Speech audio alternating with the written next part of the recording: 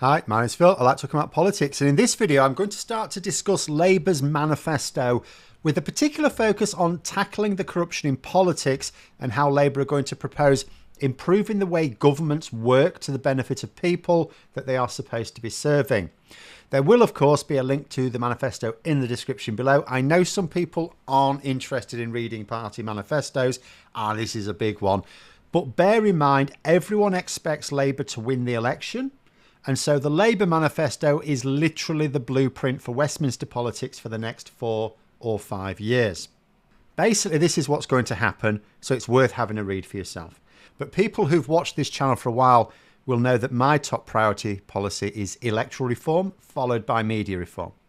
Neither are, as expected, explicitly mentioned in the manifesto, although more about one of them at the end, but they are still my top priorities. As far as I'm concerned, without these, then the next Labour government could be the best government in British history, and yet everything they build will still be destroyed as soon as they let the Tories back in. If we ever get a government which behaves so destructively again, at least let it be the fault of the British voting public, not our antiquated voting system. And if we have a representative parliament, then pursuing real policy priorities becomes way easier. Brexit, climate change, healthcare, education, workers' rights, transport, all of it becomes easier to progress on if we don't have the Tories coming back to smash everything up. If they want to come back, it will have to be in a majority-supported coalition. But anyway, Labour manifesto, and I'm going to focus here on the two main aspects which fall short of electoral and media reform, but nonetheless work towards those ends: tackling corruption and improving devolution. So let's begin with corruption. Now, there's one particular paragraph which I think is going to cause a little concern in certain circles. I'll quote it. Labour will also work with our allies and international financial centres to tackle corruption and money laundering, including in Britain, Crown dependencies and British overseas territories. Now, David Lammy has been talking recently about tackling the kleptocracy in our country. I don't know how long it's going to take to flush out all the destructive foreign money poisoning our politics, but Labour are certainly going to do something about it. When it comes to, if you include Crown dependencies and British overseas territories, the UK is considered basically the money laundering capital of the world.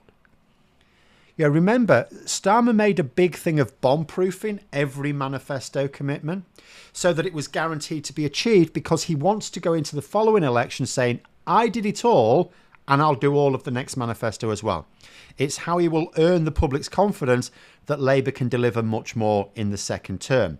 So when there is an explicit promise in the manifesto, you can be sure they are absolutely intending to do it. There will also be an independent ethics and integrity commission in order to keep the government in line. It was obviously ridiculous to suggest that we should just have an ethics advisor appointed by the Prime Minister for a couple of reasons. First, governments should not take ethics on advisement. It should be mandatory. And second, the government should not be trusted to regulate itself, which it is being if it appoints its own advisor. Of course, in theory, Parliament has the powers to do this already, but as the parliamentary majority is basically linked to the government, it almost never works. The Privileges investigation into Boris Johnson was a rare exception, and that was only because Johnson was too stupid to exercise any discretion even when he started to look in trouble. In terms of the details on MPs and second jobs, it looks like that is going to be in 2 phases at least. The commitment is for an immediate ban on MPs having paid advisory or consultancy roles. I am very much looking forward to the debate when this legislation comes before the House, because the 20 remaining Tory MPs are all going to lose their minds at the prospect of lucrative side hustles going out of the window. The second phase is getting a modernisation committee to investigate further restrictions in order to stop MPs taking up other roles that prevent them doing their jobs as MPs. Personally, I would just say that MPs have to declare all of their income from all sources, and that any income not directly linked to their work as an MP or minister is to be taxed at 100%. Of course you can do these jobs, but you won't be getting paid anything for it. That way, MPs can still do some work to maintain registrations in the medical or legal field, for example, but they're not going to be motivated by financial gains because there wouldn't be any. Mind you, I suspect the recommendations will probably fall short of that. Never mind. In terms of the House of Lords, there's a commitment to replacing it, but further restrictions in the meantime. It's not going to be replaced in the next Parliament. We had already knew that. But in terms of the corruption angle, there's to be a participation requirement. So no more what Lebedev does. He turns up once in a blue moon and he's still a member of our Parliament. There'll also be easier ways to boot out disgraced peers and stronger appointments processes as well for new ones going in. Remember, several peers were admitted to the House of Lords under Boris Johnson, particularly where serious objections existed from the authorities.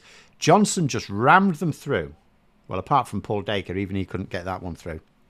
There is also to be a public consultation on how the eventual replacement of the House of Lords should proceed. Now, as a member of the public, I think my response will be, don't stop at the House of Lords. But again, more about that at the end. There is also a commitment, which was mentioned at the last conference, to appoint a limited-term COVID commissioner to expose the fraud and chase down the money we are owed back. So the investigations are not going to end with PPU MedPro, Doug Barrowman and Michelle Mone. But I'm going to be talking more about that in a future special live stream before the election, so keep a watch out for that. In terms of improved devolution, there are commitments to improve the protections for members of devolved legislatures so that they can, in Labour's word, hold power to account. So effectively, full parliamentary privilege, I think, for the devolved parliaments there. There's a lot of talk about resetting the relationship between the Westminster governments and devolved authorities. Obviously, the Conservatives have behaved so arrogantly that they don't have a good working relationship with devolved authorities. Part of this involves what is effectively a working group or a council, which is going to comprise the Prime Minister, the First Ministers of Wales and Scotland, the First and Deputy First Minister of Northern Ireland, and the Metro Mayors, so that there'll be like a formal system of talking to each other on some sort of basis. It doesn't say how regularly. There's also a passage on how devolved parliaments should be involved in promoting trade abroad as well. Now, this would be a departure. The Conservatives have frequently attacked the Scottish Government, for example, for taking part in international meetings on trade. Here, Labour is saying, well, why shouldn't the Scottish Government promote Scottish trade abroad? We'll help them. Same with Wales. But it's not just trade. The manifesto talks about getting the Scottish Government to have formal international roles in various areas of their devolved interest, like including on health matters. That's specifically explained. Basically, the way it reads is that if a matter is wholly devolved in Scotland, which many are, then the Scottish Government will have a formal role on the world stage for that area, batting for Scotland. Similar for Wales, although devolution is not as advanced in Wales as it is in Scotland yet. There is a similar commitment to that, but also of devolving more power to deliver local services. On the matter of Northern Ireland, there is a section promising to work with the Executive Assembly and Irish Government, which is sometimes easier said than done, but more concrete proposals on repealing the Legacy Act brought in by the Tories this Parliament. And finally, so I'm going to do one last thing. Now, call it copium if you will, but I have said when you're reading manifestos, there can be tricky bunnies. Always pay very careful attention to all of the words. I know the Conservative manifesto has been rammed through quite quickly. Labour have been working on theirs for 2 years, right? And indeed, they had a working form 2 years ago, so I suppose more than 2 years, really. They will have paid very careful attention to every single word. There'll not be a word out of place. So where there are ambiguous statements, and there are always ambiguous statements, it's worth having a little think. How could this be interpreted? For example, the Tories changed the way the London mayoral election worked. They changed it to first past the post for the last election. And they claimed that they could do this because it was a manifesto promise. A manifesto doesn't really talk about the Mayor of London election. However, there is a line in the 2019 Conservative manifesto which read, and I quote, "We will continue to support the first past the post system of voting."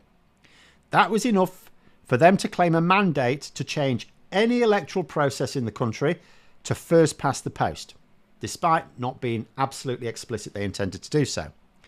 Now, in Labour's manifesto, there is a line, we will deepen our democracy by reforming Parliament. Now, of course, you will say, well, they've already got explicit plans for the House of Lords. If that's all they did, that would fulfill that line. Nobody would accuse them of having not completed that statement in the manifesto. Absolutely right. However, Labour also have a formal position of being opposed to first past the post, but they say changes should be decided by the people.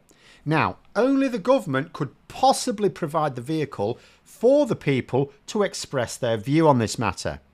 Now, what I and many others want is for Labour to crack on with providing that vehicle with all haste.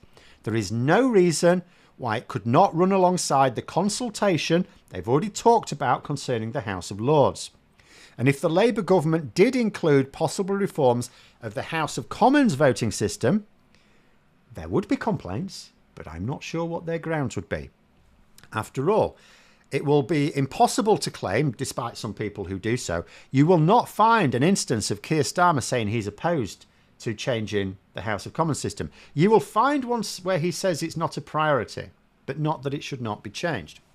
And he can point to the manifesto and say, I did promise to reform Parliament. I'm sorry if you didn't understand that. Now, there is opposition to this in Labour, let us be clear, but don't be fooled into thinking it's stronger opposition than it really is. It's really not that strong. But if Labour are to get the ball rolling on electoral reform, there is a line in the manifesto that gives them the constitutional cover to move immediately, which is why when the election is over, the pushing needs to begin. You can sign up to the stopthetories.vote mailing list.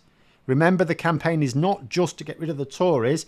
Its ultimate aim is basically to represent a large voting bloc that can write to MPs and say, we voted for you tactically to do this thing, with a better hearing from more reasonable government, with electoral reform being the common aim. If you're a Labour member, don't forget that being a member of the Labour campaign for electoral reform makes the group more powerful. We really don't want this one to collect dust in an in-tray, because the fear is that if it gets left for a few years, it may not happen at all. But there we are. Those are my thoughts. If you enjoyed the video, please subscribe for further content and click the like button. You can also sign up for memberships if you'd like to support the channel further. Thanks for watching, and until next time, I'll see you later.